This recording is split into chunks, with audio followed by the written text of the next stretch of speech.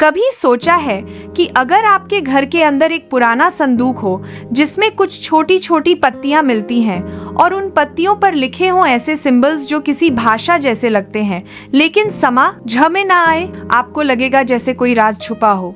वैसे ही एक राज छुपा है हमारी धरती में, सिंधु घाटी लिपि का राज। यह एक ऐसी लिखावट है जो ना हिंदी है, ना संस्कृत, ना तमिल अब और न कोई जाने पहचाने लिपि। 4000 साल पुरानी यह स्क्रिप्ट दुनिया के सबसे बड़े अनसुलझे भाषाई पहेलियों में से एक है। इसमें न कोई व्याकरण समझा गया है, न उच्चारण, फिर भी हर मुहर, हर चिन्ह कुछ कहना चाहता है। तो चलिए एक बौद्धिक और ऐतिहासिक यात्रा पर चलते हैं, जहां हम समझने की कोशिश करेंगे कि क्या सिंधु लिपि सचमुच भूली हुई सभ्यता का संदेश है, या एक कोड जिसे हमने अब तक समझा ही नहीं। 1900 के दशक की शुरुआत में जब ब्रिटिश पुरातत्वविदों ने पंजाब के एक छोटे से गांव हड़प्पा में खुदाई शुरू की, तो उन्हें अंदाजा भी नहीं था कि वे एक खोई हुई सभ्यता का दरवाजा खोलने जा रहे हैं। जल्द ही मोहनजो-दारो, कालीबंगन, लोथल जैसे साइट्स भी सामने आए और दुनिया ने जाना कि एक 5000 साल पुरानी अत्यधिक विकसित सभ्यता, सिंधु घाटी सभ्यता, कब से धरती के नीचे छुप में हुई थी। इनकी सभ्यता का स्तर इतना उन्नत था कि नियोजित शहर, परिष्कृत जल निकासी प्रणाली, अन्न भंडार और सार्वजनिक स्नानघर जैसे बुनियादी ढांचे वहां पहले से ही थे।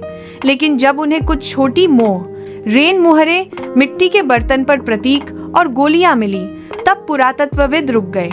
ये कोई डिजाइन नहीं थे, ये लिखावट थी। एक लिखावट जो किसी को समझ नहीं आई। यह था सिंधु घाटी लिपि। सिंधु लिपि में लंबी किताबें नहीं हैं, बल्कि छोटे शिलालेख हैं, जिनमें 3 से 10 अक्षर होते हैं। प्रत्येक मुहर पर किसी जानवर का चित्र या प्रतीकों का संयोजन होता है। यह दृश्य लिपि की संक्षिप्त प्रकृति और प्रतीकात्मक प्रतिनिधित्व को दर्शाता है। आज तक 400 से अधिक विभिन्न प्रतीकों की पहचान की गई है। इनमें से कुछ प्रतीक चित्रमय हैं, जैसे मछली, इंसान या पेड़ पौधे। कुछ प्रतीक अमूर्त हैं, जो किसी विशिष्ट अर्थ का संकेत देते हैं। सबसे बड़ी चुनौती किसी भी लंबे शिलालेख की अनुपस्थिति है, जिससे अन्य भाषाओं के साथ तुलना करना मुश्किल हो जाता है। रोसेटा स्टोन जैसे द्विभाषी संदर्भ के अभाव ने डिकोडिंग को लगभग असंभव बना दिया है। विद्वानों में इस बात पर भी सहमति नहीं है कि लिपि किस दिशा में लिखी जाती थी, दाएं से बाएं या बाएं से दाएं। सिंधु घाटी लिपि को समझने के लिए कई भाषाई सिद्धांतों का प्रस्ताव किया गया है। सबसे लोकप्रिय सिद्धांत इसे प्रोटो द्रविड़ भाषा से जोड़ता है, जिसमें विद्वानों ने मुहर पैटर्न और द्रविड़ शब्दों के बीच समानताएं खोजने का प्रयास किया है। कुछ विद्वान संस्कृत या इंडो आर्यन लिंक का भी सुझाव देते हैं, जबकि कुछ आदिवासी मुंडा भाषाओं से संबंध बताते हैं। सिंधु घाटी लिपि को समझने के लिए कृत्रिम बुद्धिमत्ता AI और मशीन लर्निंग का उपयोग किया गया है। IBM ने डीप लर्निंग का उपयोग करके पैटर्न रिकॉग्निशन के लिए एक प्रोजेक्ट बनाया। आवृत्ति विश्लेषण से पता चला है कि कुछ प्रतीक बार बार एक ही क्रम में आते हैं, जैसे कि कोई व्याकरणिक नियम हो। सिंधु घाटी लिपि को समझने में मुख्य चुनौती अपर्याप्त डेटा की उपलब्धता है। सीमित शिलालेखों के कारण इस लिपि की व्याख्या करना एक जटिल कार्य है। यह स्पष्ट नहीं है कि यह लिपि एक वास्तविक भाषा प्रणाली थी या केवल प्रतीकात्मक प्रतिनिधित्व। सिंधु मुहरें एक कोड थीं जिसे व्यापारी और पुजारी वर्ग समझते थे। मुहरें व्यापार में चालान या प्रमाणन के रूप में उपयोग की जाती थीं। एक व्यवसायी अपने माल पर हस्ताक्षर करता है, उसी तरह मुहरों का उपयोग किया जाता था। कुछ प्रतीक जैसे यूनिकॉर्न आकृति गहरे आध्यात्मिक या प्रतीकात्मक अर्थों का सुझाव देते हैं। आयतों के भीतर बिंदु संयोजनों जैसे प्रतीकों का गहरा अर्थ हो सकता है। बिना संदर्भ कुंजी के इन प्रतीकों के अर्थ की पुष्टि नहीं की जा सकती। अगर इंडस सील्स भाषा नहीं थे, तो क्या यह लिखावट वास्तव में स्क्रिप्ट कहलाने योग्य है? विशेषज्ञ इस सवाल पर बहस करते हैं, विभिन्न दृष्टिकोणों का प्रतिनिधित्व करते हैं। क्या इंडस सील्स केवल प्रतीकात्मक हैं, या वे एक वास्तविक भाषा का प्रतिनिधित्व करते हैं? औपनिवेशिक युग में ब्रिटिश विद्वानों को सिंधु लिपि को समझने में कठिनाई हुई। ब्रिटिश विद्वान यह मानने को तैयार नहीं थे कि भारत में एक प्राचीन और उच्च साक्षर सभ्यता मौजूद थी। उन्होंने सिंधु लिपि को आदिम या अर्थहीन बताने की कोशिश की, जिससे इसकी व्याख्या में बाधा आई। सिंधु लिपि की व्याख्या पर अभी भी आर्यन आक्रमण सिद्धांत का प्रभाव है। यदि सिंधु लिपि द्रविड़ भाषा से संबंधित पाई जाती है तो यह दक्षिण भारतीय भाषाओं और संस्कृति को सिंधु घाटी सभ्यता से अलग साबित कर देगा। सिंधु लिपि की व्याख्या से जुड़े निष्कर्ष दक्षिण भारतीय भाषाओं और संस्कृति के ऐतिहासिक विकास को समझने में मदद कर सकते हैं। सिंधु लिपि का संबंध संस्कृत से होने पर आर्यन प्रवासन की कहानी बदल जाएगी, इसलिए अकादमिक और सांस्कृतिक पूर्वाग्रह अनुसंधान को प्रभावित करते हैं। यह सिर्फ एक भाषाई सवाल नहीं है, बल्कि पहचान, इतिहास और विरासत का सवाल है। कुछ सिद्धांतों के अनुसार सिंधु लिपि एक एलियन या कॉस्मिक कोड का प्रतिनिधित्व करती है। प्राचीन अंतरिक्ष यात्री सिद्धांतकारों का मानना है कि ये प्रतीक ब्रह्मांडीय संदेशों के अंश हैं। यह माना जाता है कि ये संदेश मानव जाति के लिए एक उन्नत सभ्यता द्वारा छोड़े गए हैं। एक सिद्धांत सिंधु घाटी सभ्यता को अटलांटिस सभ्यता से जोड़ता है। यह दावा किया जाता है कि दोनों सभ्यताएं समानांतर थीं। दोनों सभ्यताओं के बीच संभावित सांस्कृतिक और तकनीकी आदान प्रदान पर प्रकाश डाला गया है, हालांकि इसके समर्थन में कोई ठोस प्रमाण नहीं है। कुछ विद्वानों का मानना है कि सिंधु लिपि एक आध्यात्मिक या यौगिक कोड थी।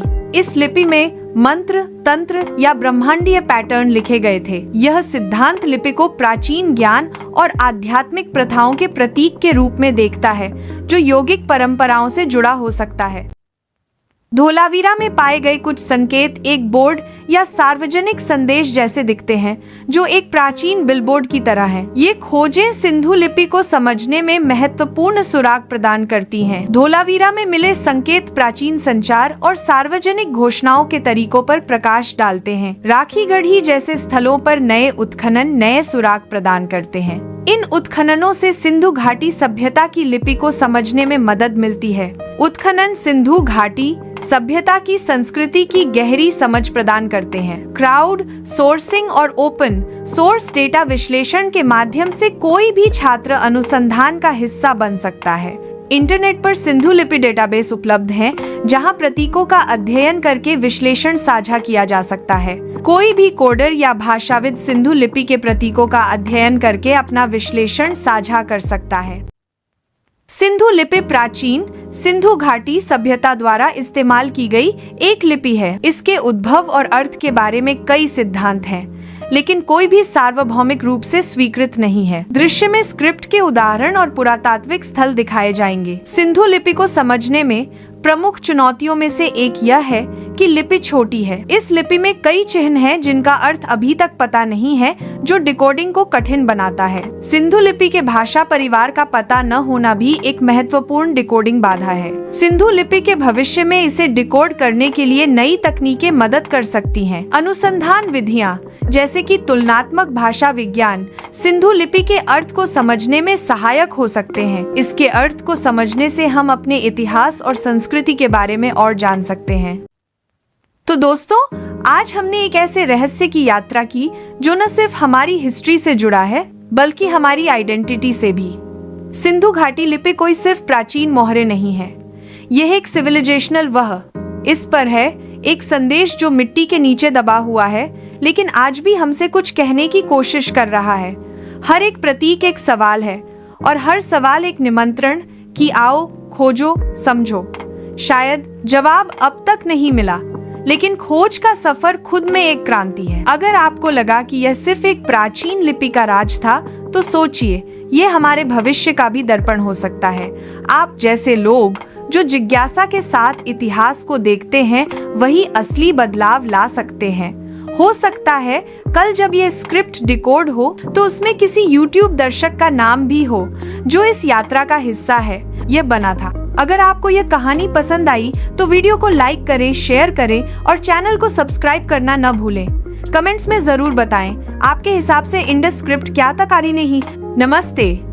एक भाषा, एक कोड या एक भूला हुआ सच। मैं आपसे अगले एपिसोड में मिलूंगा एक नए रहस्य के साथ।